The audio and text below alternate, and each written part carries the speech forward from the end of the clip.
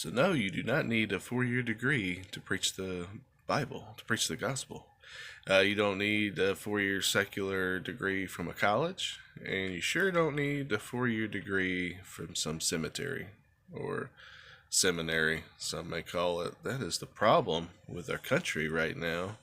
They have brainwashed people into believing this. Jesus told us every person who is saved needs to be preaching the gospel. Tell you a story real quick. I heard from the pastor out of Glad Tidings Church out in California, Pastor Dave Bryan. Hi, Dave. Um, this Cambodian girl had been trapped into being village prostitute. She had got suicidal, had had enough. She's gonna say, well, before I commit, you know what? She's gonna go to see the city. She's never seen the city. So she walks through the Cambodian jungle, still filled with landmines from the war back then.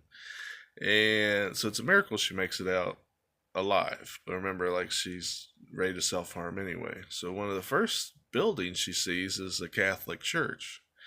And up on the top is the crucifix, Jesus still on the cross, which we know he's not still on the cross. But in this case, it actually saves somebody's soul. She says, "Man, I'm going through all this, but he's got it worse than I do," because she thought it was a real human up there. She didn't know it was just a statue.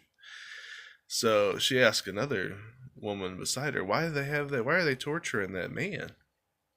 And she says, "That's the Christian God, and he came down and died for your sins. And if you accept him, he can come live in your heart and he can talk to you."